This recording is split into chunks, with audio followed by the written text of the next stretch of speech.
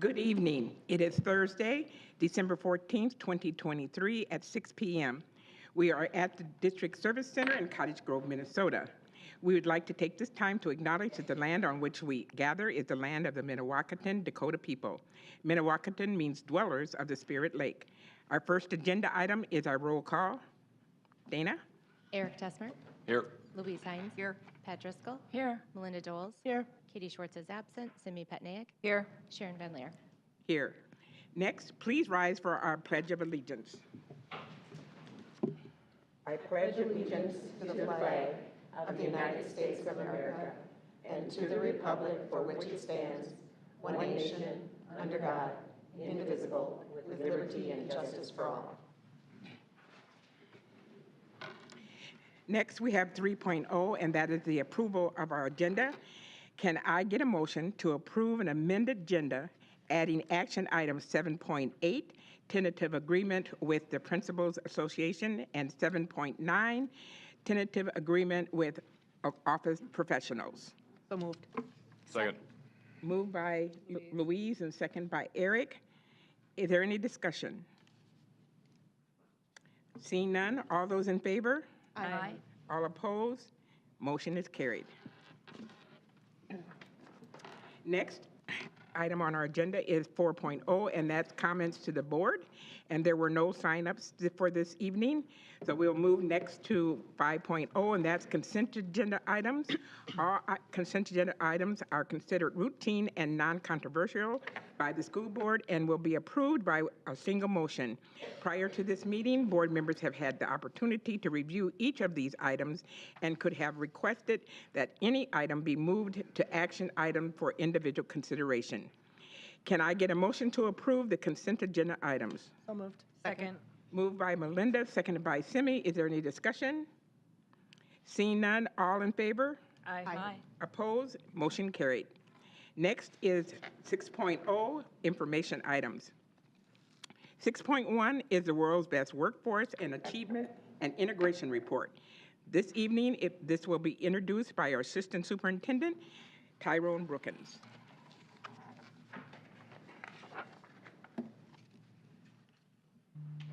Good evening, Chair Van Leer, school board members, Superintendent Nielsen.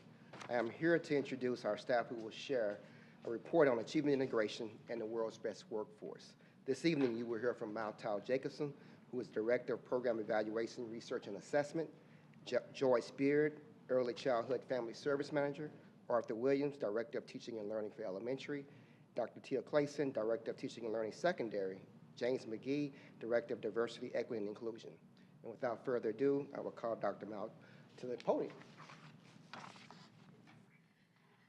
So my colleagues and I are here to present on the world's best workforce and achievement integration. I'm going to take us through the world's best workforce results and data first, and then my colleagues will present on the strategies and programming that are being implemented in the district, and then we'll close with a presentation on achievement integration. So the world's best workforce is state mandated for all school districts. There's 5 goal areas, and school districts are required to identify measures in each of those areas and track progress each year. With our new strategic plan, it's also important to see how our world's best workforce aligns with our strategic directions.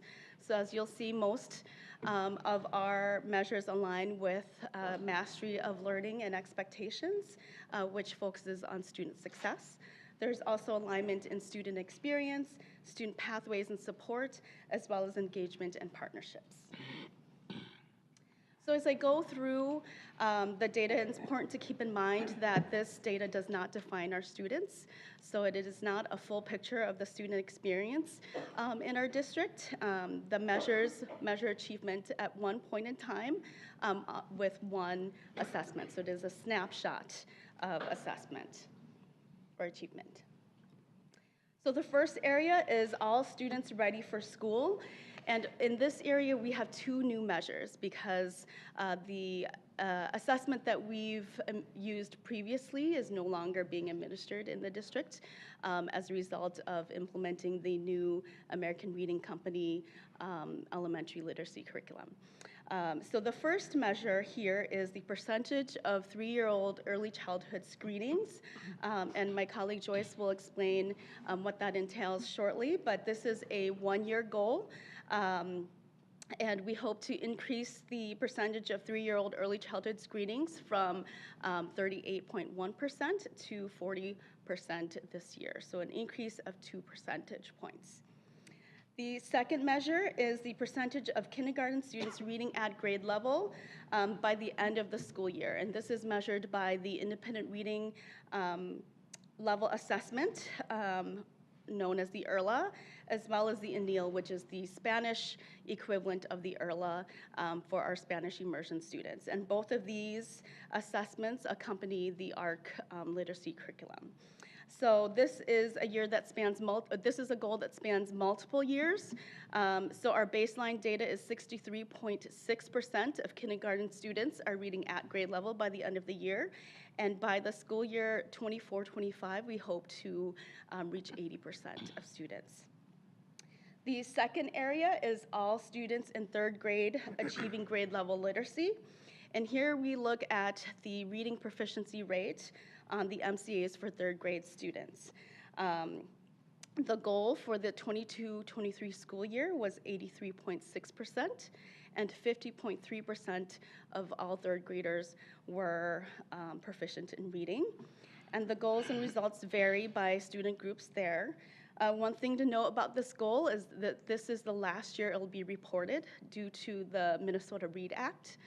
So with the Minnesota READ Act, the expectation is that all students are reading at or above grade level, not just in 3rd grade. The third area is close achievement gaps. And here we also have 2 measures, so math and reading proficiency on the MCAs.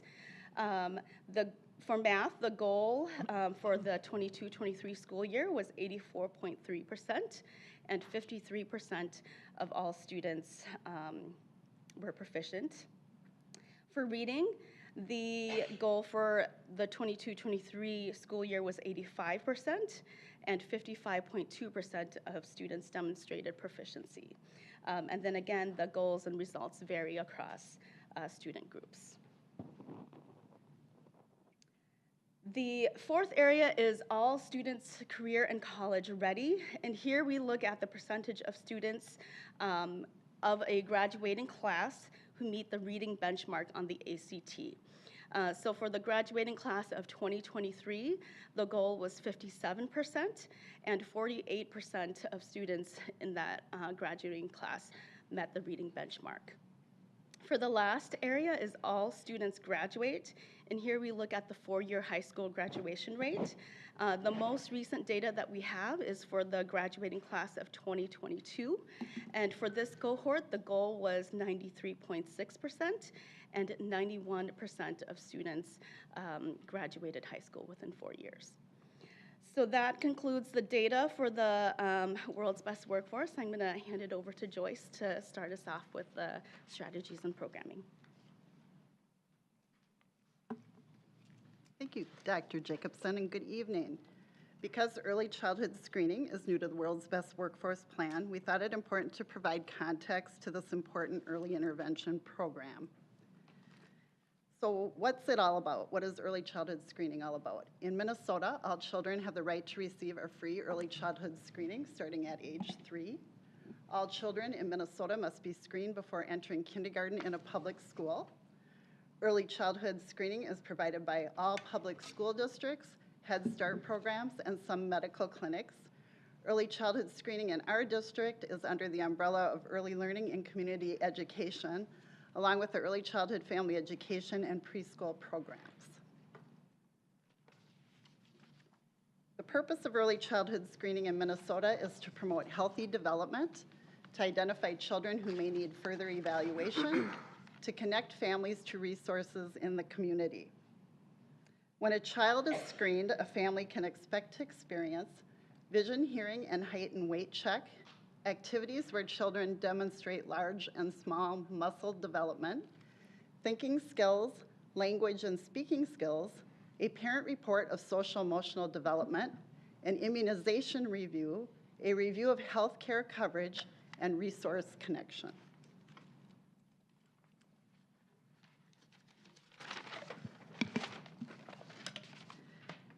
Early childhood screening is about early intervention and should not be considered as a kindergarten entrance screening. Although early childhood screening is required for kindergarten in all public schools, early childhood screening is recommended at age 3. Screening early at 3 is important because screening between the ages of 3 and 4 provides the best opportunity for any health or developmental concerns to be found early. Screening early allows connection to early learning opportunities and resources. Intervention before kindergarten has impactful academic, social, and economic benefits. Increased state funding reimbursement corresponds with earlier screening.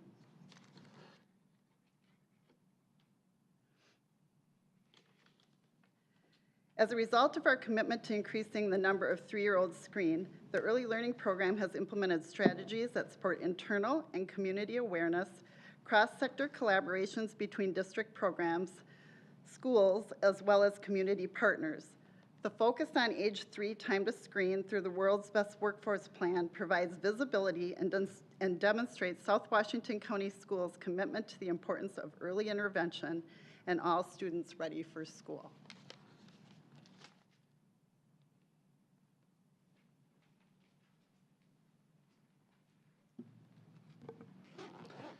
Good evening. Over the next 6 slides, you will see end of the year reading level among kindergarten students and all students in grade 3 achieving grade level literacy. Based on the themes, as we found from digging into our data, you will see a number of targeted strategies and programming that we are confident will increase our student achievement in reading. And as you take a look at these strategies and programming, you will see a lot of it is professional development for everyone in the district. I really wanted you to see from a district level what our principals are doing, reading specialists, our interventionists, our classroom teachers, our interventionists, and our students for kindergarten and for grade 3 literacy. And we have as we were digging into the data, we found we have a group of students that are right at or near proficiency. And so once again, these strategies that you see over the next 6 slides, we are confident that they will increase scores. And then for our math, these are the strategies that we use. Same thing as we were able to dig down into our math data. These strategies and programmings that we have listed will increase the student achievement. I'm going to now turn it over to Dr. Clayson.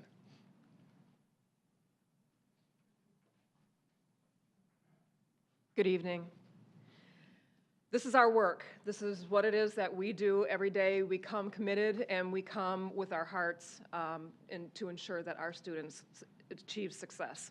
So I don't really want to call it strategies and programming. I really want to call it our work that we are doing. We're continuing to focus on strong instructional leadership, district and building level administration so that they know what to do and what to look for when in classrooms. We have documents for them. We continue to create tools for them so that they have it on hand to go into classroom. We have a literacy lead TOSA position at secondary. She is out in schools all the time. She's working in PLC, she's working in teachers, she's sitting down when teachers are planning, and she's constantly supporting teachers. Disciplinary literacy, I know that I've brought this before, and it is absolutely an area that I am passionate about. We need more work, the data shows that we need more work on informational text. And now that ELA does not hold all of the literacy standards in science, social studies, and the technical subjects, and they have gone back to their respective content areas, it provides us a wonderful opportunity to be able to help our teachers learn to be the experts in their classroom and apprentice their students in their content area in both reading and writing. And this includes writing. I know that sometimes in the vernacular out in the public, we talk about literacy and reading. We use those terms interchangeably when they are not. Reading is a subset of literacy, and writing is an extremely important and strong component to strong reading success. Finally, we have NWEA measures of academic progress at the 8th grade level. which is providing us additional data points, not only in 8th grade, but it will begin to give us a window as our students matriculate from 8th to 9th grade. We are working with our instructional coaches on digging into that data to help them show their teachers how they can better utilize it. Our SIRC, our Standards and Instruction Review Cycle. This work is tackling these issues head on. Although we are analyzing new standards in our SIRC work, it is providing teachers both time and space to reflect on their teaching with the current standards. We always do an analysis and a comparison of old to new, and we give teachers time to chew on this. One thing we have planned with ELA, math, and science is to help teachers understand the benchmark achievement level descriptors. And those are documents that are produced by the Minnesota Department of Education that shows for each of the standards what the students are doing when, what they already know how to do well, even if they are in does not meet, partially meets, proficient, and exceeds. And so if we take a look at the benchmark achievement level descriptors, and teachers can see what students are doing when they're still not meeting standards, and they can take a look and reflect on their teaching practice, they can say, oh, I really am teaching to this when I need to be teaching to this. So it takes the standard and it actually makes it come alive a little bit more in the minds of the teachers and their planning. One of the ELA standards, when I was digging into this data, one of the ELA standards in craft and structure, which are the standards 4, 5, and 6 in ELA, is called technical terminology. And that sounds like super fancy, but it's academic language. And so one of the things that we see with that particular standard is that it's really important for us to remember that etymology, which is the history of words, and morphology, which is the structure of words, is really, really important. We're lucky enough in subjects like science to be able to really dig down into word work. Word work is not just for elementary. It is very, very much for secondary as well. And so when you take, our affixes, our roots, prefixes, and suffixes, and we take a look at like bio, and students understand what that chunk of word means, then they on their own, without having to memorize a whole bunch of stuff, can go, oh, biodiversity, biosphere, biology, I get it, right? And finally, our multi-tiered system of supports. It begins with core instruction. That is why our standards and instruction review cycle and our scope and sequence planning that we're bringing teams of teachers together is so crucial. The teachers, the feedback that we've gotten with our teacher teams that have been brought together for both CIRC and scope and sequence planning is that thank you, thank you, thank you. It is giving us time to really understand our craft even better. We have interventions and we have extension time provided during the school day. Different schools call it different things. We have a retake policy that is accessible for all students, and retakes are wonderful. It provides time for students to relearn and reassess. Even a system of test corrections can provide a really rich learning experience for students. Grading for learning. Our standards-based instruction and grading are critical components for success. We are seeing departments begin to ask for this. And that is super exciting news, right? When you have a high school art department saying, I really want to create rubrics, standards-based rubrics that I can assess my students on, that is the direction, right? So doing this will provide really valid and reliable data at the classroom level with both formative and summative assessment, and those formative and summative assessments, when they become common, it will provide an opportunity for teachers to be able to talk amongst themselves and learn amongst themselves and enhance the learning that they're doing for everything. So that is mine, and I will turn it over to my colleague James for, I will turn it back over to Dr. Mao for next steps. So the next steps for World's Best Workforce is it's due tomorrow, so I will submit it on behalf of our district. It is posted on our website right now, on the assessments and grading website. And then each year I bring the World's Best Workforce results to the District Data and Assessment Committee, and we meet in February. So that concludes our World's Best Workforce presentation. I'm going to hand it over to James to present on achievement integration. Thank you. Thanks, Dr. Mouse.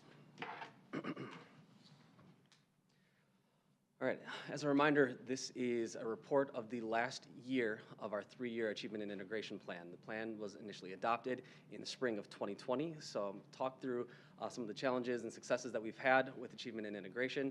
And as we go through this, I'll also talk a little bit about the strategies and key indicators that you're going to see that are currently in our current adopted Achievement and Integration Plan. Just for reference, DEI, diversity, equity, and inclusion, A&I, achievement and integration. These terms are not synonymous. However, it is my department that oversees the plan, but DEI being under teaching and learning, we are all responsible to the strategies and the goals that we have in the achievement and integration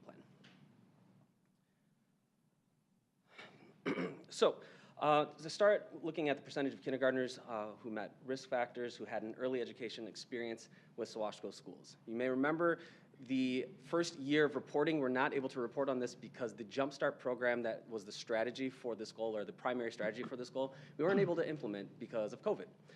So while we did not make our 100% goal, it is an improvement from last year's report where I think it was 47% of students entering Crestview's kindergarten program had a Jump Start experience, up to 61% last year. When we look at the percentage of students, our BIPOC students who took at least one College in the Schools course, you do see we did not meet our goal. There's some background to that might be useful to know. At the time when this goal was written, there were 6 College in the School courses. Mid-COVID, we dropped that down to 5. A more representative look of what our BIPOC enrollment in advanced academics looks like. When we look at that number, when we're talking about AP, advanced placement, interbaccalaureate, PSEO options, we see a much more representative snapshot of our student enrollment. There's not any major over or underrepresentations when we break it down by race or ethnicity. And we did see a slight decrease in enrollment across all races, ethnicities. So in our new plan, one thing that we want to key on is that these are self-select courses. And so part of increasing enrollment is making sure students know that these options are available to them and setting them up for success to be not only enrolled in those classes, but to find success in those classes.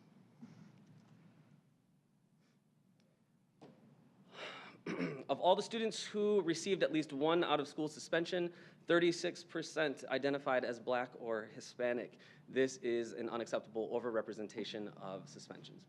Now, this key indicator is currently in our 3-year plan. However, what we're going to be looking at is behaviors. We want to look closely at behaviors both of adults and of students.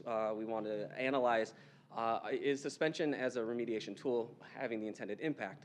We're not looking to overinflate or deflate our suspension numbers artificially. What we want to do is make sure that our staff and students are seeing a decrease in the behaviors that lead to suspension as the natural outcome or natural consequence. And so as the state and the district are looking at increasing our non-exclusionary disciplinary practices, we are intending to see a decrease in suspensions overall, as well as a decrease in the overrepresentation of our Black and Hispanic students that have had at least one suspension. Got warm, sorry. The percentage of licensed teachers identifying as Black, Indigenous, or people of color.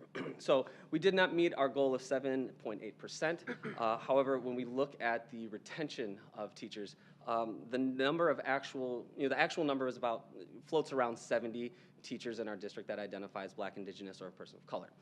That number has stayed consistent, suggesting a relatively high retention rate for teachers of color. So in our current plan, we are looking now more at, first of all, making sure we have strong retention practices for teachers, including a course for Black teachers, Indigenous teachers, people of color, and white teachers who want to be part of a wellness and creating a safe, affirming environment for all teachers. Additionally, we'll be working with human resources to look at and analyze our recruiting, our hiring practices to make sure that our practices are inclusive and that we're casting a wide enough net to have a representative teaching population that matches our student population. And finally, a percentage of staff that had an opportunity to participate in trainings that have to do with cultural proficiency in our school system. This is 100%, this has been 100%. Part of the reason for that high success rate is because we have infused cultural competent and cultural proficient practices into all of our trainings. So these are not every staff member had a standalone necessarily, although we also had those opportunities. We've tried to ensure that this is not, that equity work is not something that stands on its own, that it's infused into everything we do. So our practices for how we set up our trainings all have culturally proficient practices infused into them. So that's one of the reasons why we're able to have this high percentage of participation. Moving forward, participation is the baseline. That is the basement level for what we expect. We're looking now at, are these practices having an impact on student achievement, on student wellness, and staff wellness as well. So next steps for us. In February, I'll be giving an update regarding our current achievement and integration plan, taking a look at some of the baseline measures that we have from the fall, key indicators, and the strategies that we're employing. At that time, I'll also do an update regarding our Native American education programming, the aid that we get both from the state and the federal government, some of the strategies that we're employing to address the needs of our Native American student community. Thank you.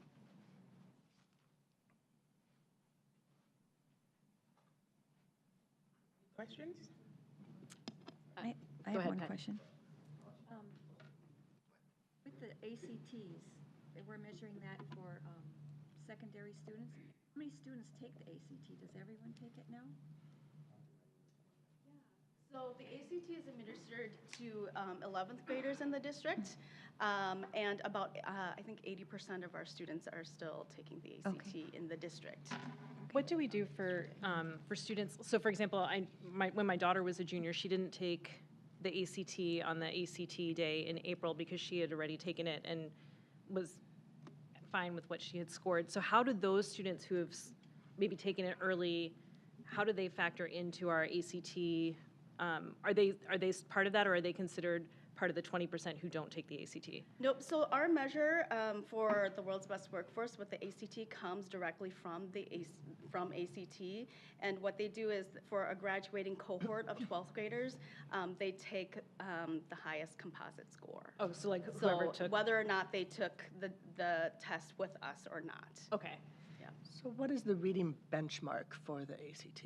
Yeah, so the reading benchmark, so the ACT benchmarks are an indicator of how likely a student is going to pass a college level course.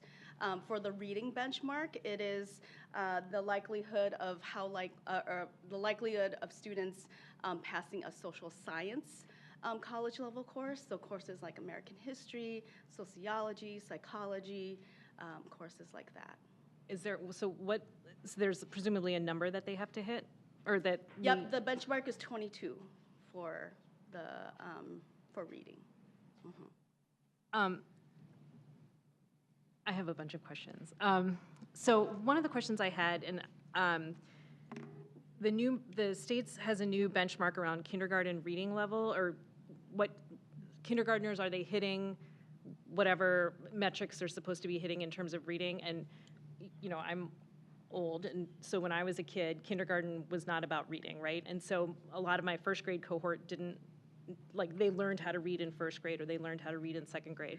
So what is considered the reading benchmark for a kindergartner? Because we may set the metrics whatever, but if kids aren't developmentally ready to learn how to read, then what do we do? I'm gonna hand this over to Arthur.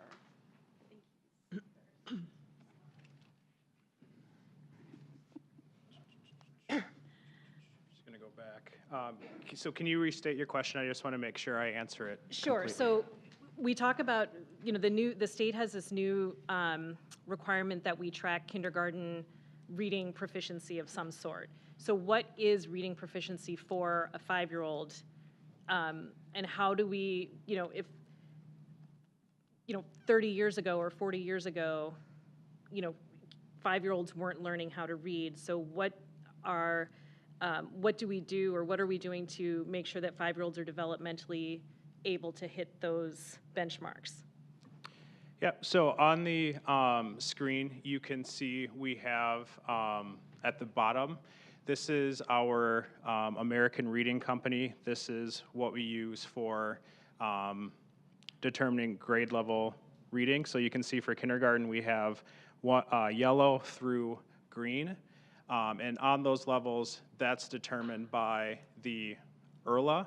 And the ERLA looks at it looks at phonemic awareness. We look at the 5 pillars of literacy, so phonemic awareness and phonics really in kindergarten. So within these levels, they have benchmarks that they have to hit for phonemic awareness, then to move on to vocabulary as they go into 2nd and to 3rd grade.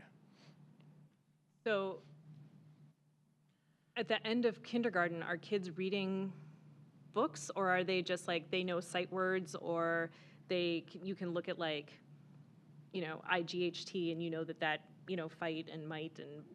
Yeah, no, by the end of kindergarten, they are starting to read decodable texts, which are texts with sight words, and for American Reading Company, power words. So for each of these levels, they have power goals and power words that they have to read to move on to the next level. Okay. I think that was it. Oh, and I guess actually maybe you know this, or I don't know who would know the answer to this, but when we were looking at the targets, there are different targets for achievement gaps and proficiency set by race. How are those set? Is that the state that sets them, or? So those were actually set by us. So it's based on the baseline measure that was recorded in 2016-17. And so for the student groups, the long-term goal is that by the 24-25 school year, 85%, at least 85% of students within each student group will be proficient in reading or math. And so what my predecessors did was just looked at our baseline measure in 2016-2017, look at the 85%, and then divided the annual increase evenly across the years. Okay. No, go ahead. Oh, yeah, sorry, I do have more. And then for the, I guess, Tia, maybe you can help me understand this.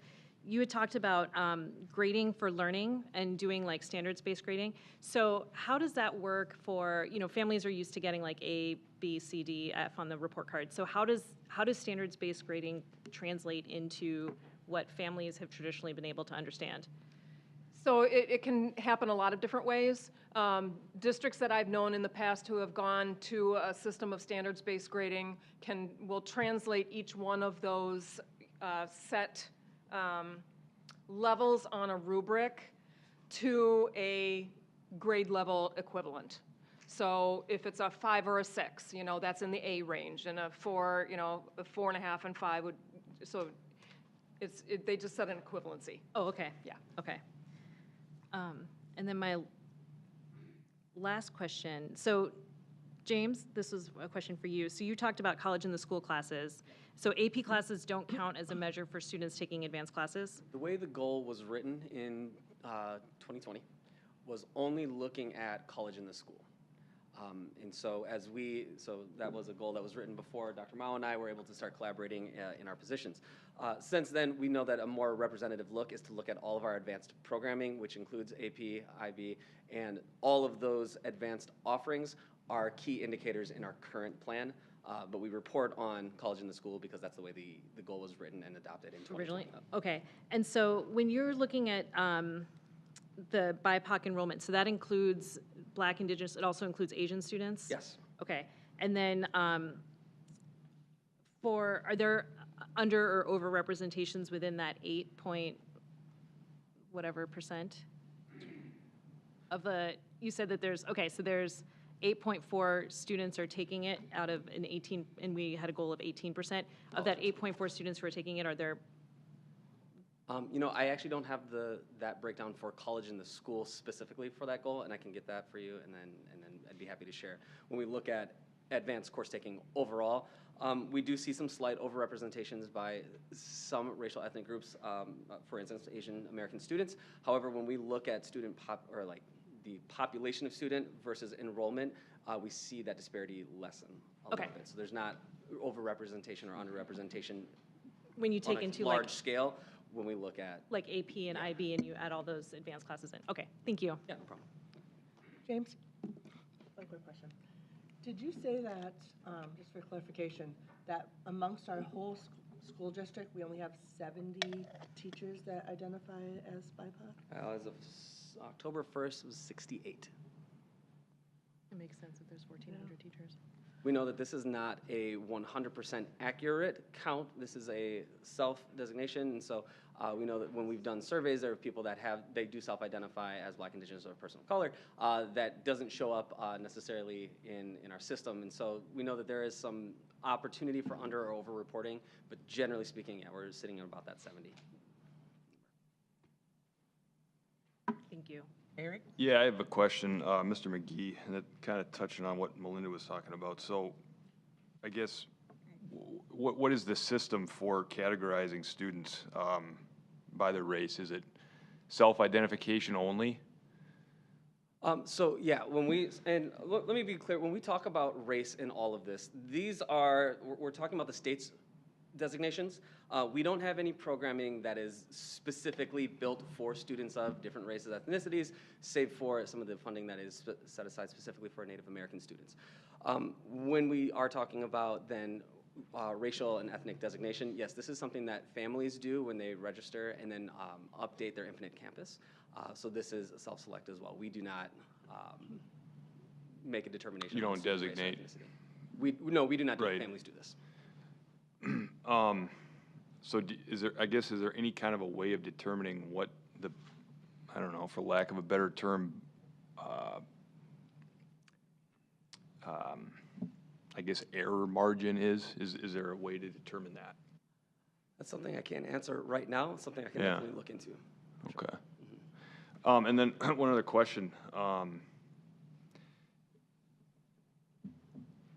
Economic integration is included in this. Yeah. What's the measure for that? The way we look at economic integration is specifically programming for students at schools that qualify for free and reduced lunch. Now, in our district, we do not actually identify for us as a staff. We can't go in and see which students or families qualify for free and reduced lunch. That would be an invasion. What we do is look at then where's that economic indicator.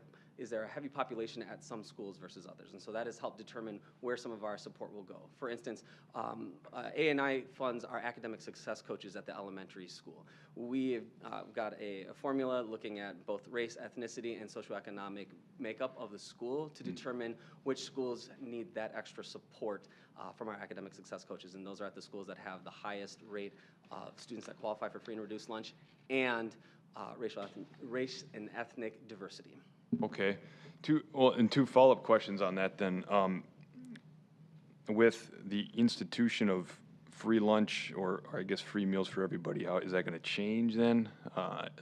That's a great question. So one of the things that we need to be mindful of is qualification for free and reduced lunch does not just impact meals, it impacts opportunity for reduced prices on extracurricular and different activities that students can be part of. And so it's something that is still important for us to monitor because we want to make sure that if there are students that have a financial barrier to being able to fully participate, that we're doing all that we can in order to have them participate fully.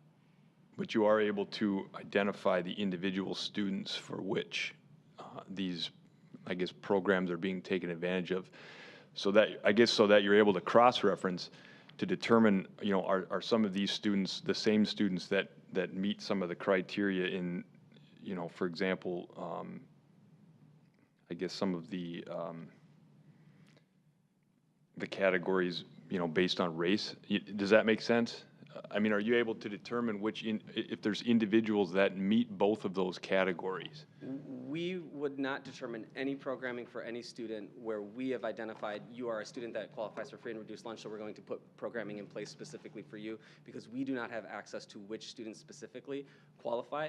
There are in our system, people that can access that. So when we are then looking at scholarship opportunities or reduced fee, that's very closed on who has access to that. So when it comes to teaching and learning and programming, we don't look at specific students who qualify for free and reduced Okay. lunch.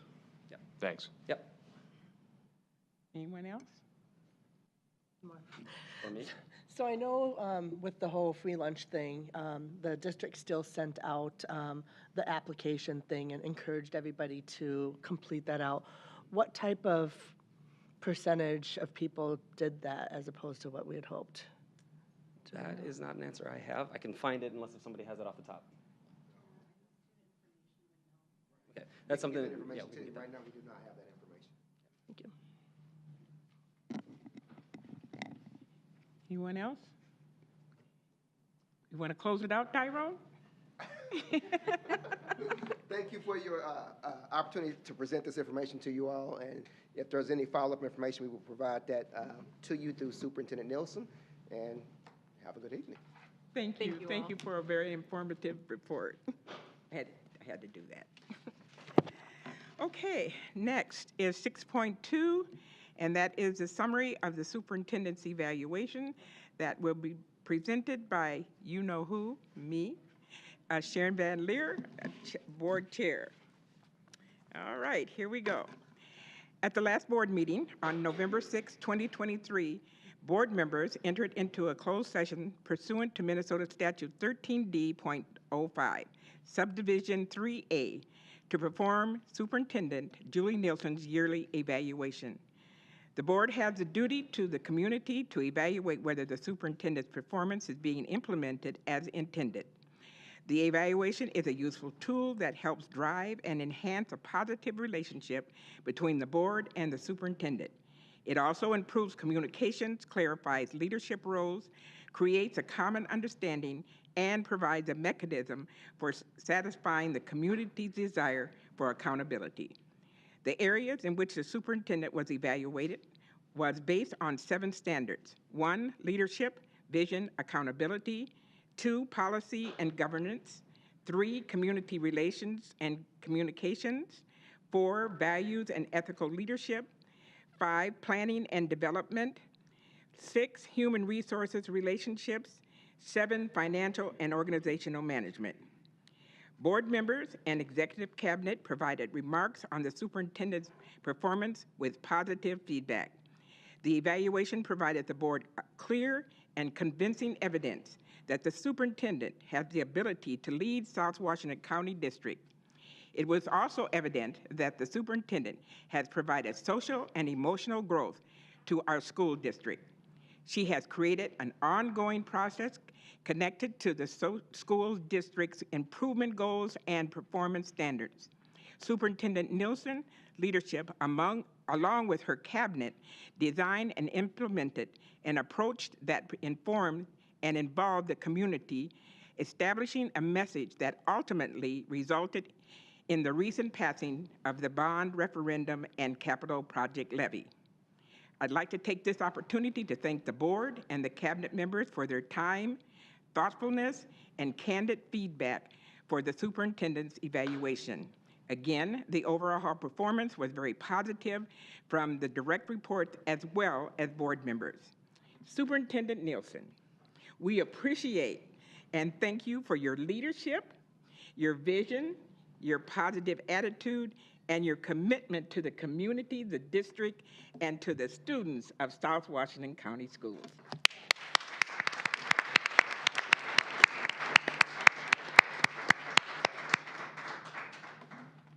All right. Next, we have 6.3, Transportation Update, presented this evening by none other than Dan Pine, Executive Director of Finance and Operations, along with Carrie Olson. Good evening. Chair Van Leer, members of the school board, Superintendent Nielsen. Tonight we're going to give you some information on the progress of the work of the Transportation and Routing Steering Committee. As we've talked in the past, with the labor market and the number of routes we need to take, we basically have 8 to 10 drivers absent per day. We don't have that many backups. We want to create a sustainable plan that will allow us to run a system in which we do not have to cancel routes. But tonight I'm going to hand over to Carrie Olson, our Director of Transportation, to give you the update. Good evening, Superintendent Nielsen, board members. Thank you very much for allowing me to be here to give you an update. Just want to go over a couple of things. I think I was here a couple months ago, and since that time, just want to remind you that we're responsible for transporting over 12,000 students each day. We have approximately 88 general education and 78 special education routes that we run on a daily basis. Minnesota state statute requires school districts to transport all students who live over more than 2 miles from school. Our district has chosen to transport students who live more than 1 mile away for elementary, 1.5 miles for middle school, and 2.0 for high school. We have 92 daily drivers and 7 substitute drivers right now. And like Dan said, we have about 8 to 10 drivers that are absent each day. The shortage of available bus drivers caused cancellation of routes, as you were aware of last school year, leaving families with the task of getting their kids to school. We are trying our best to avoid that this year.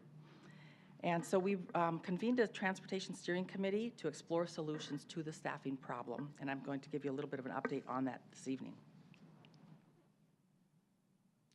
So our transportation department works hard to ensure that our families do not feel the transportation challenges that we continue to face. We have an aging driver workforce, thus the potential for a larger number of retirements in the coming years. And as I mentioned, we've got about 8 to 10 routes not covered by a permanent driver right now. So we have mechanics and office staff that are currently driving, and the mechanics really serve as that cushion when we've got the absences or illnesses of employees. We're considering several systematic updates to create a more efficient and sustainable transportation system to provide busing to those who need it and who qualify for it. And these changes to our transportation system is, again, with the intent of not having to cancel routes or use outside contractors for general education routing. So we've kind of broken this down into phases, and each of these phases we've looked at, we're kind of in phase 1 and phase 2 right now. The first phase is for us to continue to refine, improve, and grow our transportation opt-in system. As you're aware, this fall was the first year that we really put out a parent request for folks to let us know if they needed bus transportation or not, and that worked very well.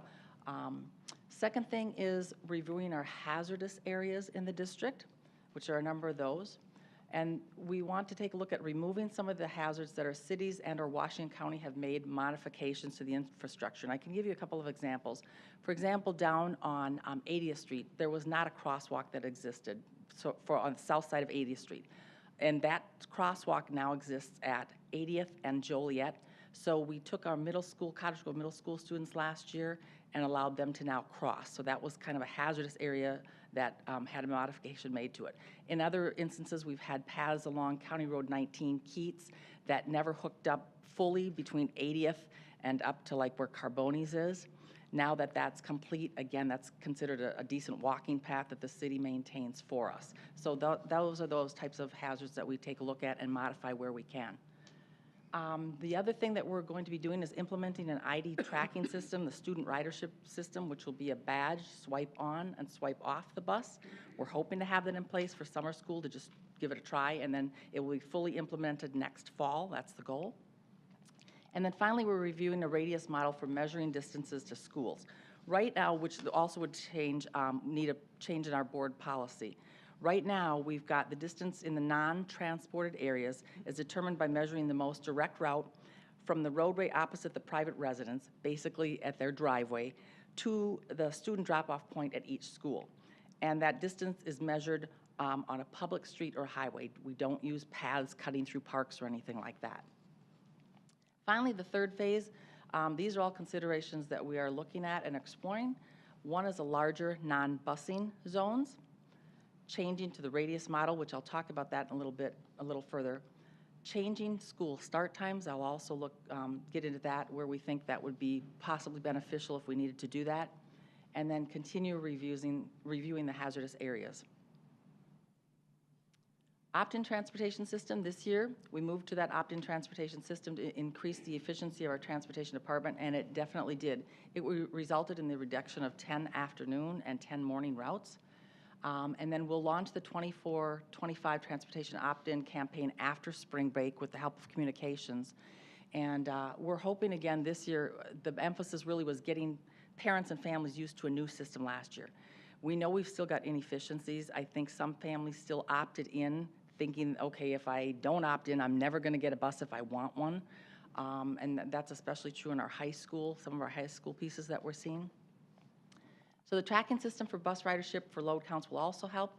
As I mentioned, we'll be implementing that next school year. The ID badge system for students, it will give us a more accurate load count. We'll know who's riding those buses, who belongs on those buses, and that will help us as we go throughout the school year to be able to make those changes much quicker than we can now. Right now, we literally ask our drivers to do load counts at each stop, how many kids are riding on a daily basis. It's a very manual, time-consuming system for both drivers and the office staff. Non-busing zone distances. School districts are required, like I said, to transport students who live 2 miles or more from their school. Elementary's 1.0 for us, middle school students 1.5 miles, and high school 2 miles from school. And we will continue to evaluate how changing those distances used in our current non-busing zones could impact transportation routes. For example, we may look at what would 1.5 miles for elementaries do, you know, or what would 2.0 for middle school kids do to our routes? How many more kids would be non-bused versus busing? So those are things that we're looking at. We also will continue to evaluate the hazardous areas and develop safe routes to school in partnership with our city traffic engineers as well as the county traffic engineers. We also are utilizing the Extraordinary Hazard Traffic Committee to determine criteria and review each school walking area as needed. That's an ongoing process, and we've identified a couple of areas that we took care of last year. Like I said, Cottage Grove Middle School, Open Middle School had some areas, the Gray Cloud had minimal ones, so we will continue to do that on a yearly and annual basis. The radius model, we are considering implementing a radius model to determine transportation distances. If implemented, and what that is basically it's a point at the school, and you literally draw the radius 1 mile, 2 miles out, 1.5 miles out, whatever that is. It's a lot easier to understand. There's a couple of reasons that we're wanting to do that. Number one is route efficiency, and I'll get to the numbers in a moment. And the second thing is it's really an arbitrary debate right now with parents and families that question that. They go to Google, it's 2.0, 2.5 miles. You know, the walking path that we have deemed safe is actually under 2 miles. So it's a constant struggle with that. That's one of the reasons for doing it. But it would have an impact right now. And these numbers, by the way, are this year's enrollment. So that could change. Obviously, with grade progressions, these numbers are going to change if we would go to a radius model in the coming years, but it would impact approximately 430 elementary students, 175 middle school students, and 215 high school students. So it's a little over 800 students. Again, I don't know how close that would be as we progress grades in the next year or two. So this radius model, or we call it straight line as well, it's a simple straight line measurement. Like I said, it reduces the debates, I guess, with parents over what the path actually is. And the walking path can greatly increase. That's one example here. This map that you're looking at is a map of Middleton Elementary walking zone, non-busing zone. So the black circle all around is the 1 mile radius out from Middleton. Down in the bottom right-hand corner, where that red circle is, that's an example of those homes are within the 1 mile radius, but to walk to school on a safe walking path, it's about 2.5 miles. So that's something that we look at and need to keep in mind as we're looking at moving to a radius model or considering it. The other thing with that then, would we consider, you know, would we create a maximum walkout distance as a hazard? For example, okay, if this is a 2.5 mile walk for them and they're within a mile that they live from the school, would we say, okay, they can't walk more than 1.5 miles, for example? Again, that becomes real murky, and now it's putting buses again in those zones that we're trying to, you know, get more efficient with. So it becomes very difficult to do, but it's something that we thought that you should know to consider. We're also not sure, would we see an increase in parent traffic and school drop-offs or not? It's hard to tell right now if parents are already dropping their kids off without any of this or not, but it's possible that if we did increase, go to a radius model and had more non-bussers, that we could increase traffic at some of those schools, especially the elementaries. So, and then finally, again, I had said it would need a board policy change actually to the wording on how we would measure things. Other considerations. So right now we have 3 tiers. Primarily in our first tier, and the non-public schools are spread throughout the 3 tiers. Primarily in the first tier, we've got middle schools and then the 4 elementaries, which are Crestview, Newport, Royal Oaks, and Red Rock. Second tiers are a mixture of elementaries and all of our high schools. And the third tier is, again, the late elementary schools. And then we've got math and science, St. Ambrose and Valley Crossing that are combined this year. So this year, the third tier runs are lighter. And the biggest reason for that, twofold. Number one, the opt-in. But the bigger reason we think is because we did, in fact, combine Valley Crossing and St. Ambrose students together. So it becomes more efficient there, 1 run instead of 2. The second tier runs have the flexibility for additional ridership efficiencies, especially the high schools. That's where I talked about the opt-in. We got a good response from some, not so good of a response from others, and we're finding that a lot of those high school runs still, we think we can consolidate, and we'll be doing that here probably in the next couple of months as we get time to do that. So the high school runs have low ridership and can be consolidated. First tier runs are heavy for ridership and challenging to reduce further. So that's where I talk about that, the bell time changes perhaps. We would not recommend it for the middle schools, but perhaps looking at the elementary schools, 1 or 2 of those, a combination of those, to reduce routes in that first tier. Any questions? I have a question. So with the radius model, obviously the line's going to have to hit some point, you know. Correct. So when it hits, say you're on a road, like, you know, in a residential area, and the line hits somewhere 3/4 down that road, would that 1/4 of those students not be able to take the bus then? You are Like correct. your neighbor might not have a bus route than you do? That's correct. And that happens honestly right now, even with the walking path that we've got. It's the same thing. I have a question. Mhm. Are the walking paths cleared in the winter? They are. We work, Pat, really closely with the cities to make sure that those paths along County Road 19 or wherever we're using along Lake and Pioneer are cleared off.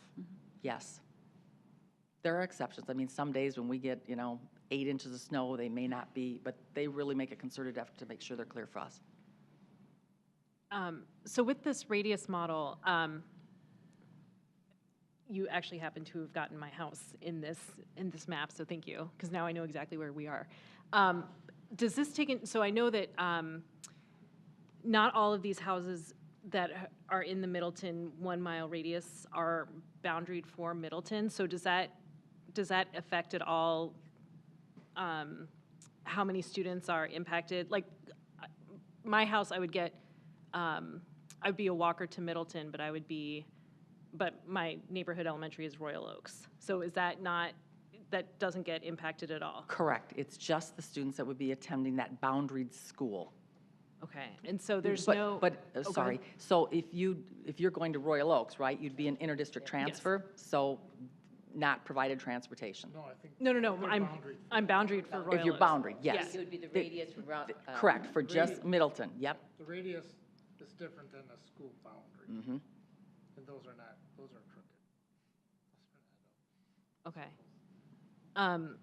And then one of the other questions I had was, you mentioned that mechanics are kind of our backup. Mechanics are separate from subs?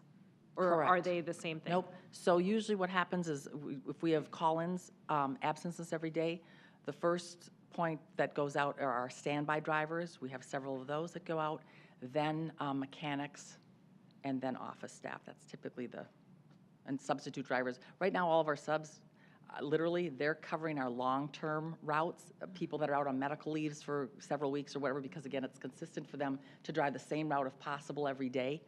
So, yeah. Okay. And then you had mentioned that you're looking at, in the next couple of months, looking at redoing some routing, especially at the high school level, because of the number of students who are or are not riding the bus. How do you ever work with the high schools, like, as like kids get their licenses or whatever and they start to drive? Does that information ever come from the high schools back to transportation? Not to the best of my knowledge, not up to this point. Okay. And so do you know, like, how many, for these high school routes, like what the load count was planned for and what it's looking like it is? So some of the runs, we typically try to put on about 52 kids maximum on a bus, high school, just because size, winter coats, et cetera. And right now, we've got some of those runs that are still at like 30, 35, 40 people. So the problem becomes, or the challenge, I guess, becomes, morning isn't too difficult. It's that afternoon piece where we've got to be to that third tier afterwards, where sometimes, even though we'd like to put more students together, it's not possible because of the time of those runs that are running. But we do, in fact, know there is still inefficiency in some of them. And then, I know that it's really difficult to get busing for activities and athletics. Would some of these changes, do you anticipate, would free up busing availability for those, or is it really just to solve the problem that we have now? It's really just to solve the problem right now. It's hard to tell if it would free anything up more in that third tier, because we're pretty efficient in that third tier right now already by combining St. Ambrose and Valley Crossing. And I think there's about 5 or 6 routes right now that don't have that third tier, which leaves a potential for those drivers to bid on field trips or the athletic trips if they so choose. Okay. But I'll be honest, I mean, I know there's several drivers and not all of them. Some of them do bid on the trips. Others want that shorter work day because it works for their schedule. Okay, thank you. You're welcome, thank you. Okay, any other questions? Okay, Thank you. Thank you, Carrie. Okay, moving on to 7.0, which are action items. We have 7.1, which is the final levy for taxes payable in 2024.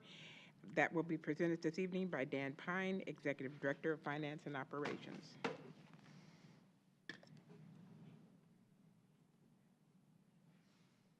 Good evening again. Chair Van Leer, members of the school board, Superintendent Nielsen. Tonight we will be having our public hearing for taxes payable in 2024. We will go through the presentation and talk about the requirements. This presentation is required and the public hearing is required after it. It was coined a long time ago and people teased me about it, but we did say, this presentation that I've been doing for 28 years is the Super Bowl for business managers, because we don't have much of a life, And I don't know, it is our Super Bowl, and I was thinking about the Super Bowl, and I don't know if I ever told you the story about the Green Bay Packer fan at the Super Bowl. And I think it was, Abby would know, 2011 or so. They were playing Dallas. It was a great game. No, they were in Dallas. The Packers were at the Super Bowl. So this guy goes to the game and just having a great time. And he's with other Packer fans. And he's sitting there cheering and all this stuff. And the guy next to him says, "Hey, buddy, you're having a great time. I noticed that the seat next to you is empty. That's kind of odd that person didn't come." He goes, "Well, actually, my wife and I are big fans, and that was her seat, and she had passed away." And he goes, "Oh, that's too bad. I really feel bad." He goes, "You couldn't find like a family member or a friend or anyone else to take the place?" He said, "Well, not really. They're all at the funeral." Oh, God. Okay, I thought that was a true story. We have to do this because it's required by law. So why are we here? Because Minnesota state law requires that we hold a public meeting between November 25th and December 28th. It requires that it has to be at 6 p.m. or later. It may be part of a regular scheduled meeting. We must allow for public comments. And we may adopt the final levy at the same meeting. We must adopt a final levy by the end of the month. And it must include a presentation of our current year budget and our proposed tax levy. And tonight I'm going to kind of tag team it with Chris Blackburn, our Director of Business Services. Wonderful employee, and is the person that keeps the whole finance department together. And I hope I can remember when I hand it off when I don't. So if it's your slide, you let me know. The agenda for tonight is that we'll give some background information on school funding. We will talk about the district budget. We will talk about the proposed tax levy, and we will allow for public comment. As you know, the state sets the formulas that determine most of our revenue. Those are our basic general education formula. And most of our revenue is based on specific amounts per pupil. It also sets tax policy for the local school districts and the school boards. And it also sets the maximum authorized property tax levy. The district may levy for less than the max, but they cannot levy for more. And also authorize the school boards to submit referendums for operating and capital needs to voters for approval. As a result of the state setting all these rules, we understand that funding is very highly regulated in Minnesota. The general education formula since 2002, 2003 has not kept pace with inflation. For this last fiscal year, the one we're in right now, there was an increase of 4% to that formula, or about $275 per student. And they also set next year's, which is 2%, or about $143 over the previous year. 4 and 2% are not close to the rate of inflation and close to catching up. We would need an increase of about $1,300 per student to catch up with the rates that we fall to inflation over the past 20 years. They also set in law that after 24-25, that the formula will increase by the rate of inflation. So in theory, that should stop the bleeding, but it doesn't do anything about the blood that's already on the floor. This chart just shows you the difference we see between what the formula would be if it kept pace with inflation, because most of all our expenses, are controlled by inflation. The prices are everything from supplies to heating oil to salaries to benefits. And you can see if it kept with inflation, it'd be sitting at about over $8,000 per student, and it has not, and right now it's going to end up being about $7,200 per student in the next school year. We also have an issue funding-wise with the underfunding of special education. Now, the state has made pretty big inroads in the last session to try to catch up with what's called the special education cross-subsidy, and that's really basically the difference between what we spend on special education and the aid we get for it. And in our district, it runs about $20 million difference. The state put some flat dollars towards that last time, in our case about $8 million. But before that, it was underfunded by about statewide about $712 million. And we're projecting that after, with the new programs in place, that it'll be underfunded by about $400 million. The reason we bring that up is to point out that the school boards have to look for other options to fill these funding gaps, and more than likely, they're filled by what's called operating levies. And our district district taxpayers have been very generous and very supportive, and we have an operating levy per pupil that's really close to the state maximum. With that, I'll turn this part over to Chris Blackburn. Good evening.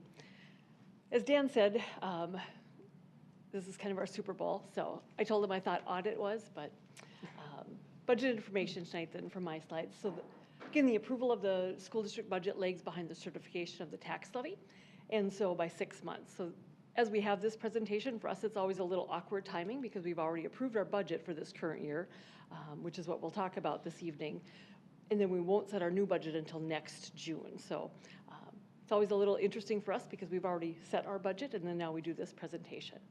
School district budgets are divided in separate funds based on purposes of revenue as required by law. Our district's funds, largely you'll hear us talk about general fund most commonly. That's where housed all of our classroom instruction, our special education instruction, our transportation is all housed in there. Food service, community service, building construction, Debt Service Trust Fund, Internal Service Fund, and our OPEB Trust are the other funds that we utilize. So this summary is a budget publication that we're required also to publish each year, and so it's a little bit hard to read on the slide, but know that it is soon to be available on our website. I did realize it wasn't out there, but it does describe our audited fund balances for 2023 coming into, so it was actually the end of 2022, our actual expenditures and revenues for 22-23 fiscal year that we just completed, and the fund balances thereof. Followed by, in the blue there columns, is the revenues and expenditures for 23-24, so the year we're currently operating in, and then our projected fund balances. And so it's always nice, I think Dan and I have been pleasantly, not surprised, but worked very hard, maybe would be the word, through a lot of effort of a lot of people to increase that fund balance, and so this is reflective of that as well. So the general fund, just, the top two lines, you have to combine to get a total fund balance. It's restricted on top, and then other fund balances below that. So revenue all funds, which we don't commonly talk about all funds, but we thought it helpful to illustrate this as well. And when we talk general fund, again, here you can tell it's 82% of our total revenue budget. And so when we do focus on that, that's largely the reason why, but certainly important to our food service, community service, the building construction, debt service, trust, and OPEB, but particularly the food service, community service, because they're touching our community and our students as well. General fund revenues, as Dan said, the $301 million, so we crossed that threshold now for revenues this year. Our state portion of that is 71%.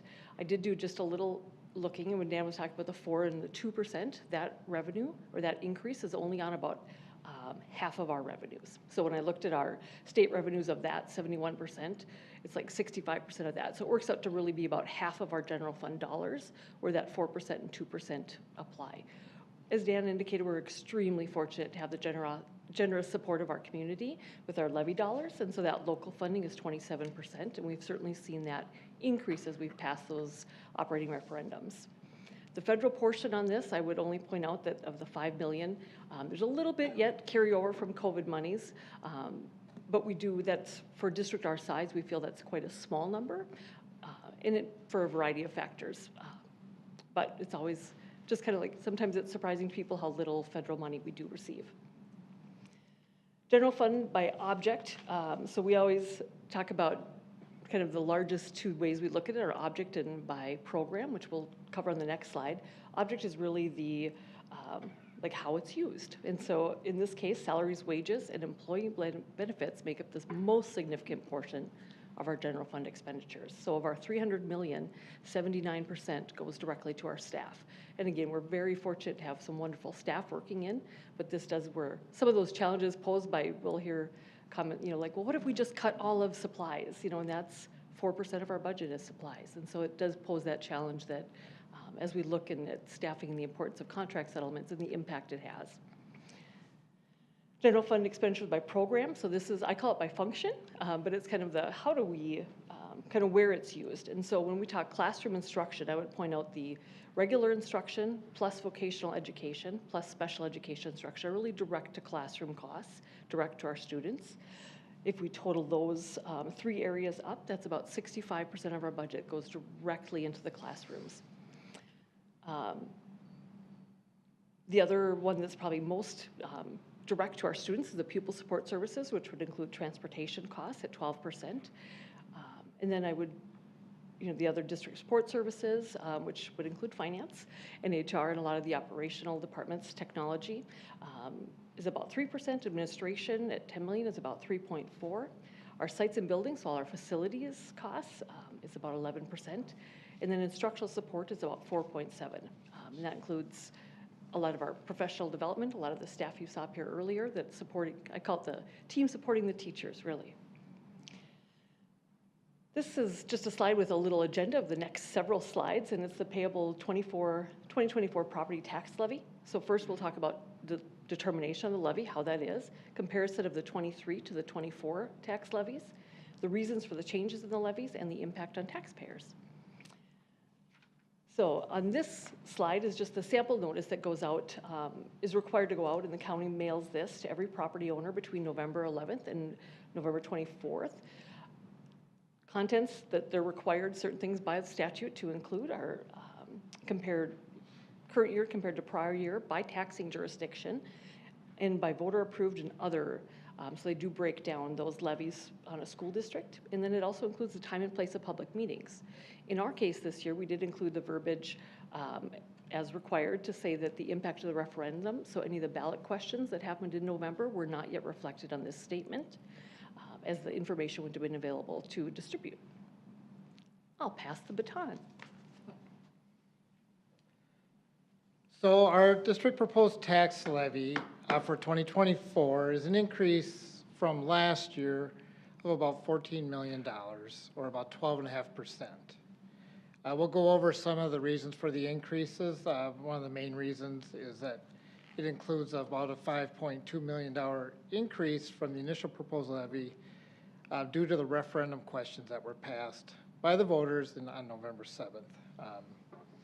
I'll talk a little about some of the major levy changes and why. This summary is here for reference. It does break down the levies by general fund, community service fund, debt service, and it does show you what the voter approved referendums were. As people see on their tax statements, they're going to see voter approved, and they're going to see other levies. And the voter approved levies in the general fund are mainly the operating levy, and then the voter approved in the debt service is for the bonding.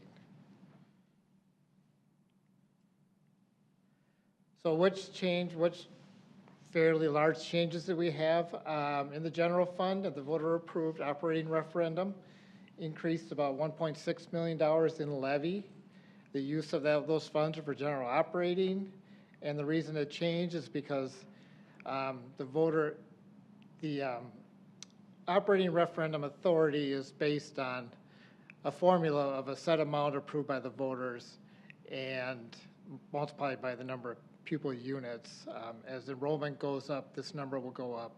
And then the other factor is this one was approved with a caveat for inflation to be included. And as inflation went up, the amount that was multiplied by those students went up also. Another one that voter approved is a technology referendum.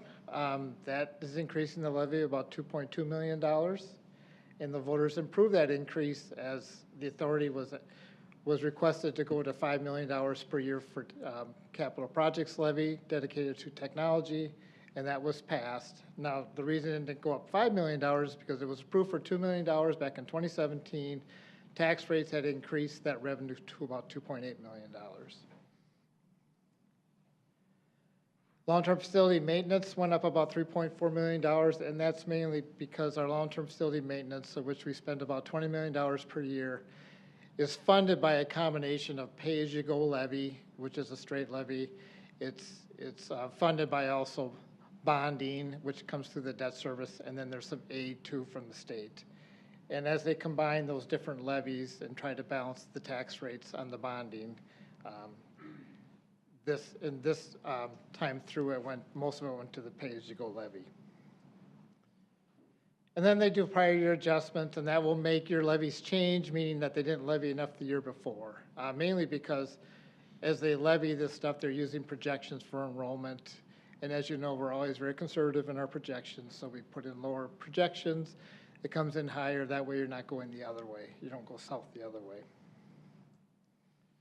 And then debt service. That went up about $5.2 million, and that's mainly because we're starting to work the bond payments in. We're going to ask to issue bonds tonight and then sell bonds on the January 18th. So we were able to tell the state, this is how much these bonds we're guessing this is how much they'll cost, this is how much the payments will be. And as all the numbers come in straight, once we find out, we sell them and see what the interest rate is and all that kind of stuff, they'll adjust these levies. But we're able to get the levy in for passing the bond. And just a word on how levies work and taxes work, because I know it's a little confusing when people look at their tax bills and they say, oh, you know, my tax bill is $5,000 and $2,500 of it goes to the school district, so every time another house comes up, there's another $2,500. That's not really the way it works in property taxes, and it's actually the same for counties and cities. These jurisdictions, in the school district, you're setting a levy tonight, you're setting a set amount. And that set amount, that's your pie.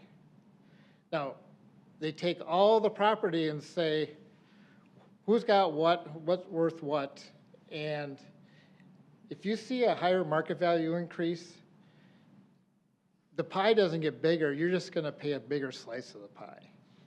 If you see your market value go down, it doesn't mean there's less money coming into the district, it just means that your payment is gonna be less. Every owner pays a portion of the pie. Just for a quick example, so say we have two properties in the district, and they're both worth $100,000 apiece, and the district is levying $500. Each property will pay $250 of levy. Now, if the orange house increases by 10% in valuation, it's now worth $110,000, and the blue house increases by 25%, it's worth $125,000. The school district will still get the same amount of levy, even though the values increase. It's just that we'll still get the $500, but it's just that the blue house is gonna pay more than the orange house because their value went up, but it does not increase the revenue to the school district. With that, I'll turn it back over to Chris, and she'll talk about how the levies looked in the last 4 years. Thanks. So as Dan said, the next few slides, there's, I think 34, maybe it's really 4 slides for your levy school comparison. The examples on the following slides include school district taxes only, and they are shown based on a no change as one example, and then they show with the cumulative 33.7% in property value for residential home over the past 4 years, which is what we've experienced. Actual changes, again, it's not reflective of any individual household, it's just intended to be illustrative purposes and a fair representation of what has happened to taxpayers specific to the school district portion of their taxes. For typical properties, the examples included are would be a sample property in City of Woodbury, and the amounts in 2024 are preliminary estimates, and the final amounts could change slightly. The estimates that provided have also been prepared by Ellers, which is our municipal financial advisors for the district. So again, when I get the slides that are a little bit difficult to read, but this comparison is the estimated changes in school property taxes from 2021 to 2024.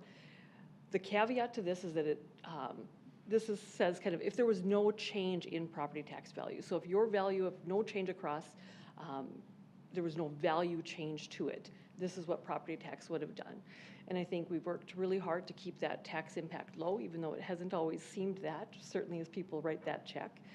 But the residential homestead, for example, on the average $410,000 property over those 4 years, if we look even with our 2 ballot approved questions, if you look in that second to last column, has been a decrease of $210 over that time. Again, that would assume that if the value stayed flat, which we know that hasn't happened, but it does help illustrate just as far as hopefully our stewardship of the taxpayers' funds as well.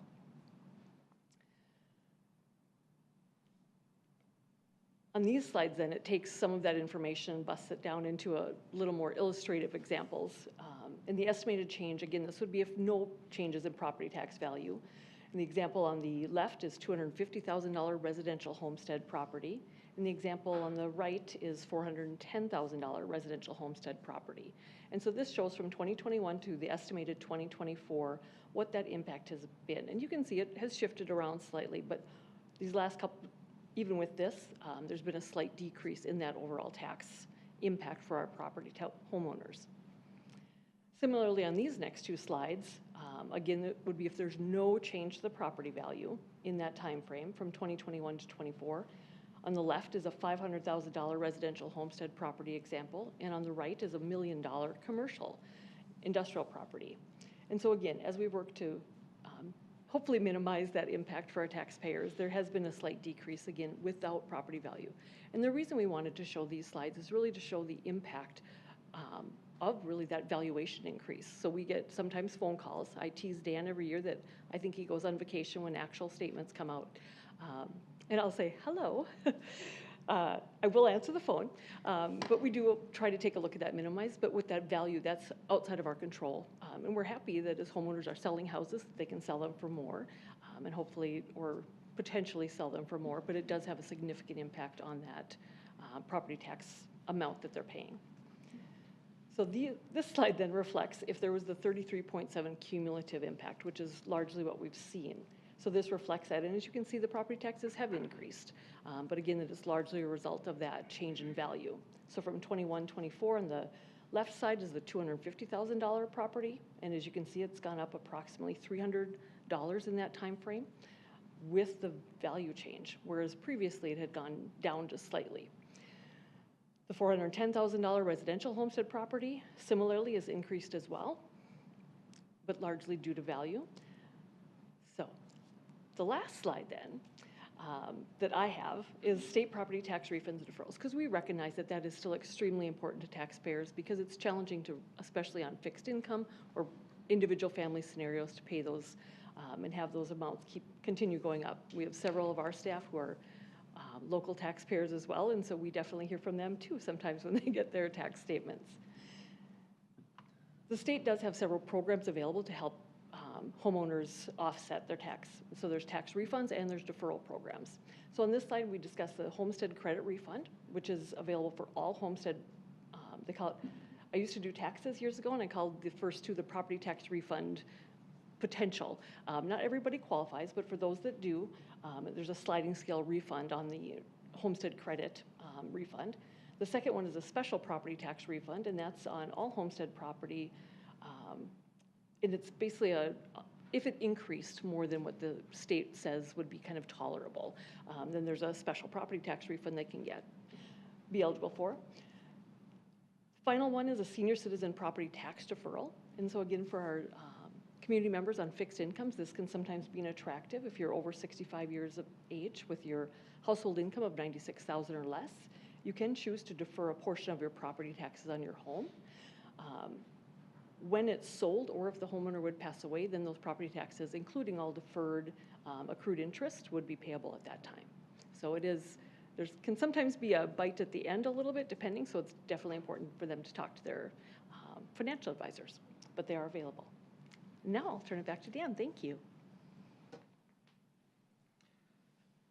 So the next steps in this process, the first step will be to have the chair call for public comments and allow for public comments. And after the public comments are done, then I'll ask the board to approve a motion to certify the 2023 payable 2024 property tax levy.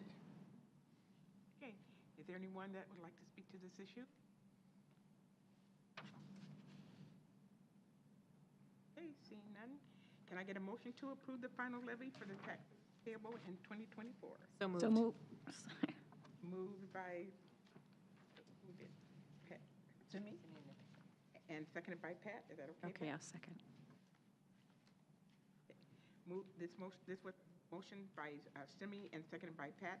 Is there any discussion? Chris, can I ask you a question? So you had mentioned when the state provides a funding increase, it is not on the full amount that the state provides funding for. So you said that 71% of our money comes from the state, but only like 2/3 of that money is actually subject to the funding increase. Can you talk about what's in scope and out of scope for that funding increase, or do you know offhand? As far as like in scope, as far as the other dollars? Or? Yeah, or like, yeah, where do the, like what dollars are?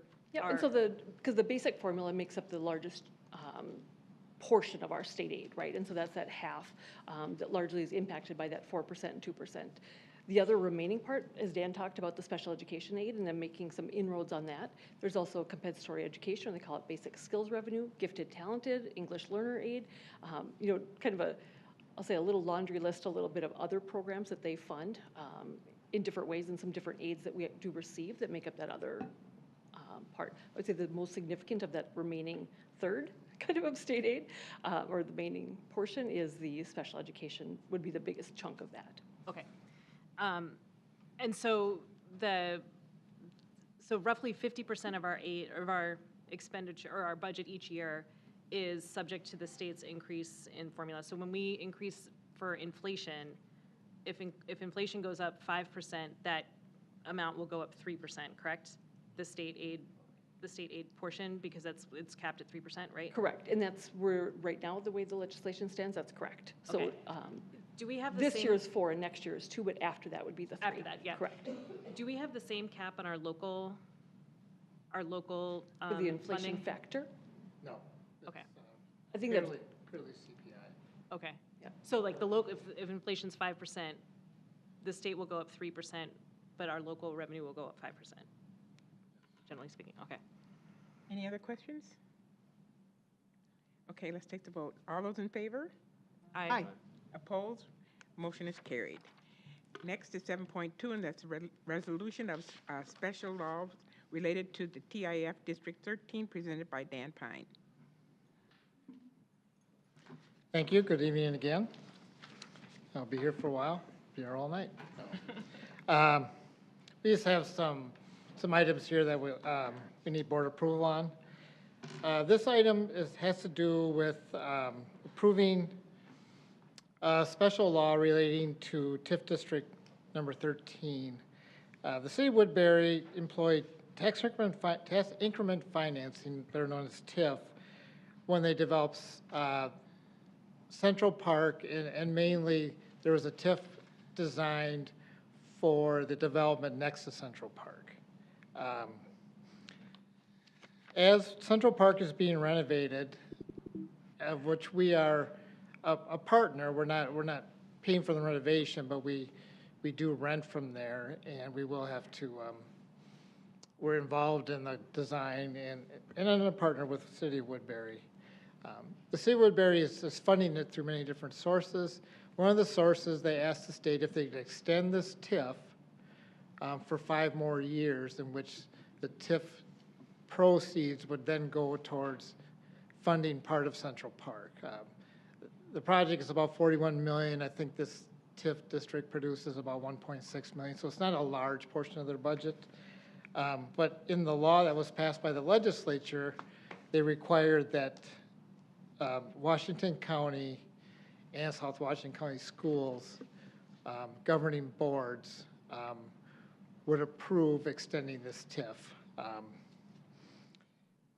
And that's what we're here tonight, is to ask majority vote of this board to approve City of Woodbury to continuing using this TIF that was originally set back in developing the property next to Central Park, with the proceeds of this TIF going towards the renovation of Central Park.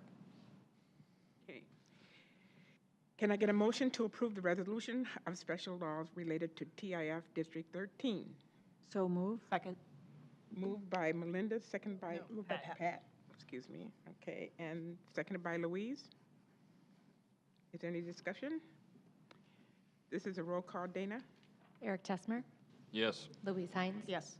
Pat Driscoll, Yes. Melinda Doles. Yes. Simi Petnaik, Yes. Sharon Van Leer. Yes. Motion is carried.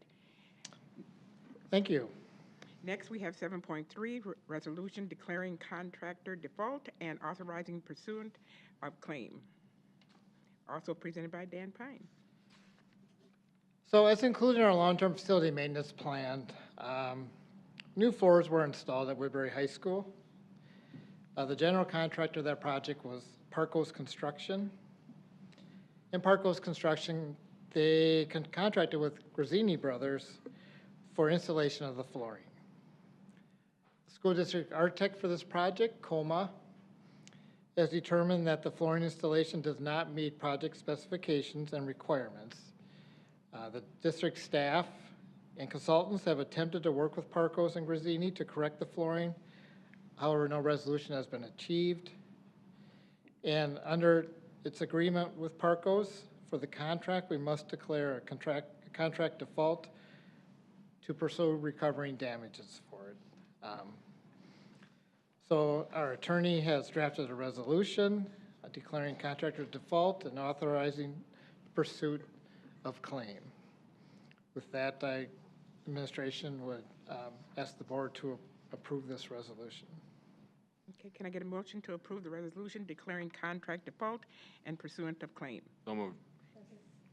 Moved by Eric, second by Melinda. Melinda. Is there any discussion? Hey, Dan, can I just ask like a technical question? So what mechanically happens as a result of voting yes on this resolution? What are the actual steps that we take as a district?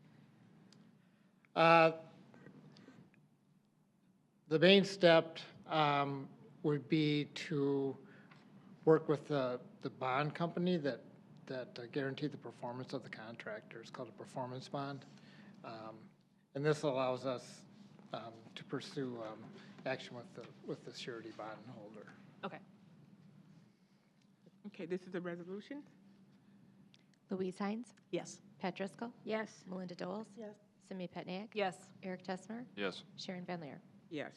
Motion carried. Next, Dan, you're up again. 7.4, resolution calling for the sale of general obligation bonds. And finally, as you know, November 7th, SoWashCo County Schools held a bond election asking voters for authorization to construct $200 million in school expansions and renovations. It was put into questions. Question 1 worth about $160 million and question 2 worth about $40 million. Both questions passed. So this $200 million will be raised through 2 different bond sales. The first $100 million will feature a bond sale on January 18th of 2024. I have a typo in here. The sale will also include selling bonds for long-term facility maintenance projects, as we do every 2 years. We sell bonds for LTFM. We're combining these 2 bond sales together for economy of scale on closing costs, issuance costs, and hopefully to catch interest rates at a good time. So as attached is a draft resolution relating to $119,415,000 general obligation school building and facility maintenance bonds series 2024A. The resolution is stating intent to proceed with and authorize the issuance and sale thereof and provide for credit enhancement. The board is asked to adopt the resolution. Some of the mechanics after this will be at the next board workshop. Representatives from Ellers will be on hand, and they will give you the pre-sale report, explain how the funding happens, who they'd be bidding with, what they're expecting for interest, things like that. And then on January 18th in the morning, the bond sale will occur. We'll get a phone call and say so-and-so won, and then they'll come to the board to have the board approve the sale. Can I get a motion to approve the resolution calling for the sale of the general obligations bond? So moved. Moved by Simi, second by Louise. Louise. Is there any questions? Dana, resolution? Pat Driscoll, Yes. Melinda Doles, Yes. Simi Petniak, Yes. Eric Tessmer, Yes. Louise Hines. Yes. Sharon Van Leer. Yes. Motion carried. Moving to 7.5, Thank you. Bailey Elementary drainage and utility easement. Dan Pine. I wonder where you were going. Forgot. Hope I have it up here.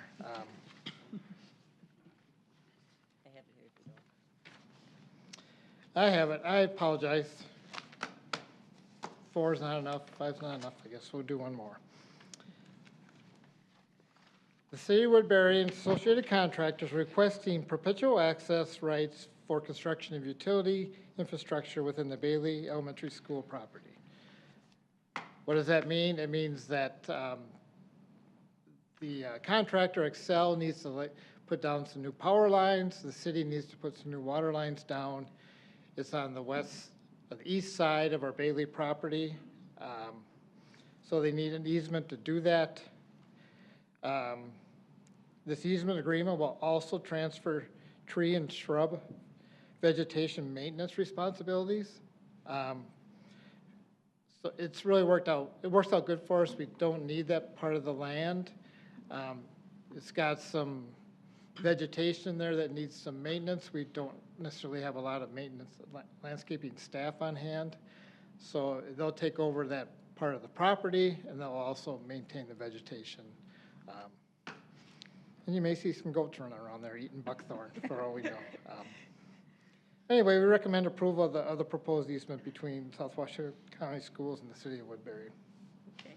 Can I get a motion to approve the Bailey Elementary Drainage and Utility Easement Agreement? So moved. Second. Moved by Pat, second by Eric. Is there any discussion? Seeing none, all those in favor? Aye. Aye. All opposed? Motion carried. Thank you. Am I Now done you can go. Am I done now? All right, we're getting there, y'all. We're getting there. All right. 7.6 calendar, the calendar for 24-25 presented this evening by Superintendent Julie Nielsen. Thank you. The Calendar Steering Committee met several times to review feedback from families, staff, and students regarding the 24-25 calendar.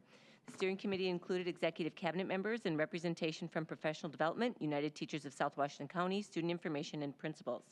The steering committee consulted and sought feedback from staff, teacher union leadership, school leaders, instructional directors, operational directors, athletics and activity directors, families, and our district ambassador committee. This calendar was introduced at the November 16th board meeting.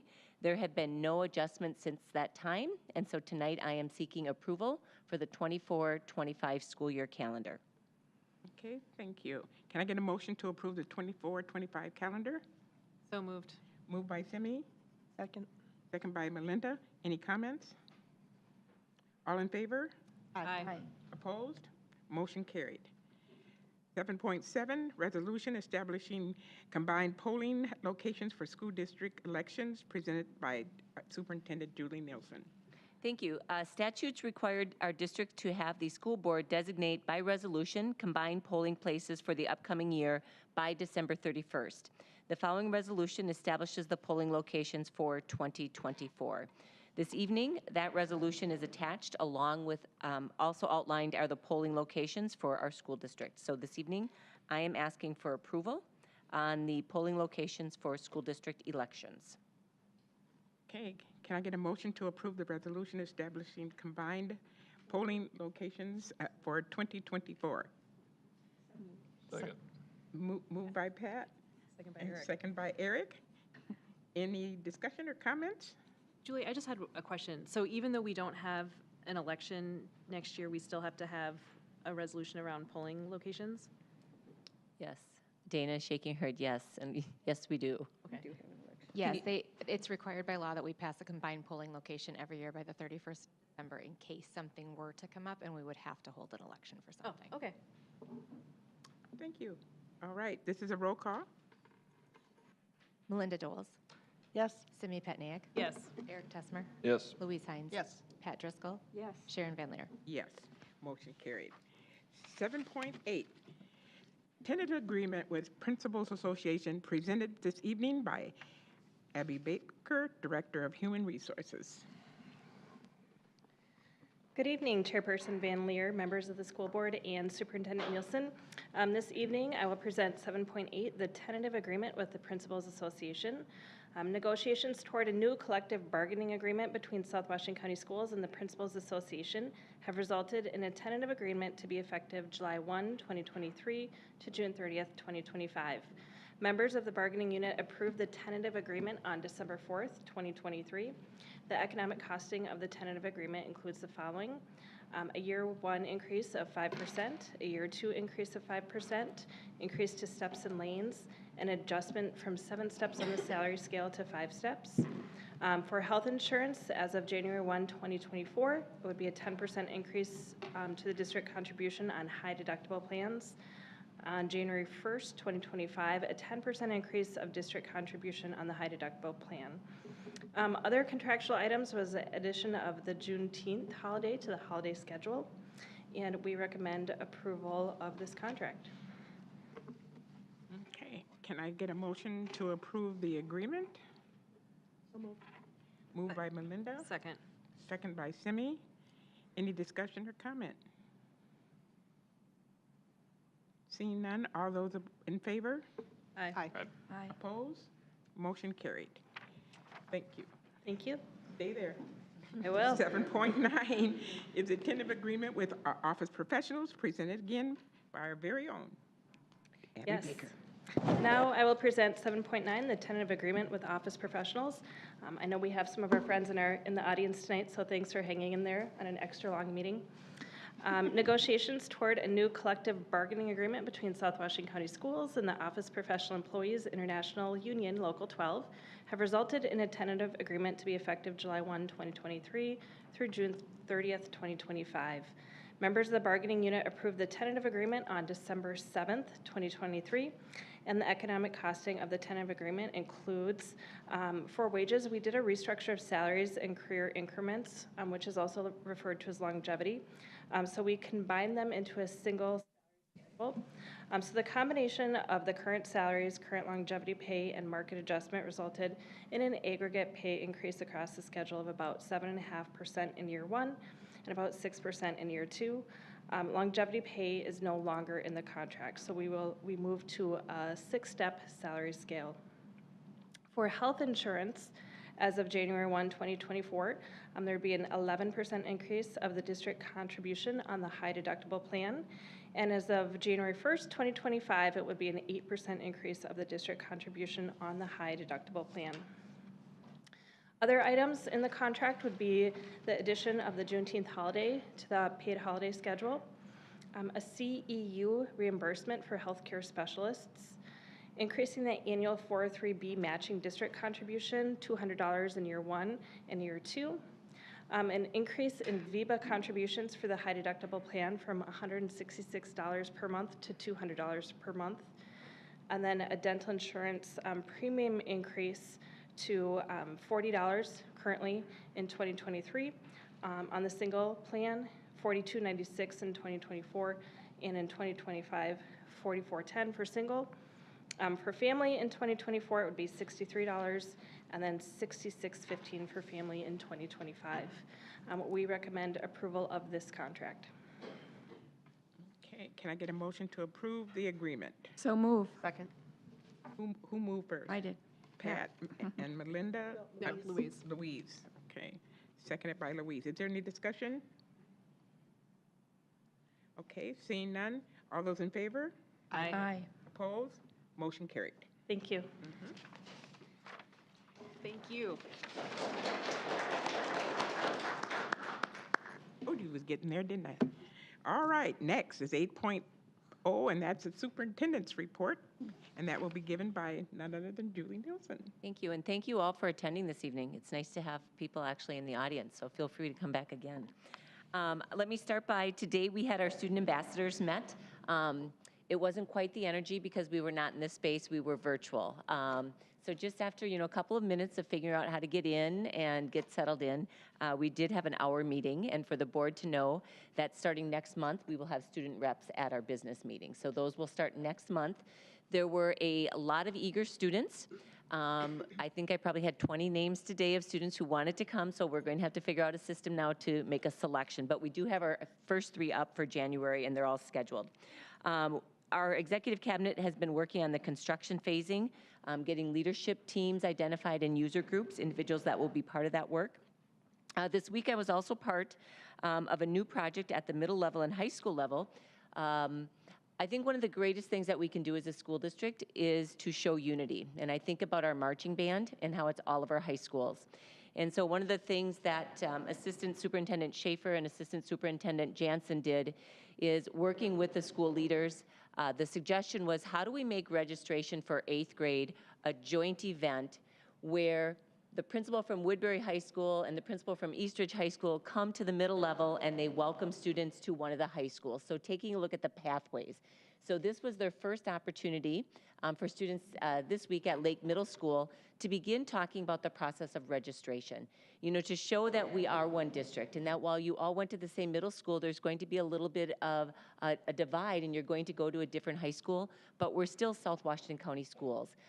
Both Principal Smokovich and Principal Sorensen-Wagner did a great job of greeting the group, and then the counselors and high school students were there also to meet with students and talk with them as they began that registration process. And as all of you know, when we roll over into January, we also roll all of our students over, so now it's registration time, and then we hop into staffing right away. But it was just really a nice event in terms of unity. There's so many opportunities when we can be competitive against one another, and so we're really looking for opportunities where we can come together and be one South Washington County school, knowing that really we are one district. And then finally, just to remind the public and the board that this Saturday, December 16th, we will be hosting at Woodbury High School a Hmong New Year celebration with performances and a lot of good food. So if you're available, please plan to attend. Thank you. Okay, thank you. I'm going to digress for a moment. As you may or may not know, this is the last board member meeting of our beloved Louise. Oh, this is hard. Okay. We want you to know that you have been a jewel. You've been a mentor. Your silent leadership will be sorely missed. And that we hope that you stay in touch and that our paths may cross again. But Louise, is what you've done for others that counts in this life. And it's a better place because you're in it. And we love you. Okay.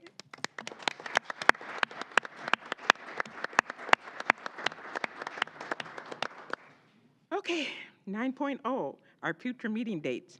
We have a school board business meeting on January 4th, 2024 at 6 p.m., followed immediately by a workshop meeting. There will be a business meeting on January the 18th, 2024 at 6 p.m. Meetings will be held here at the District Service Center at 6 p.m. And now we are at 10.0 and we are adjourned. Thank you.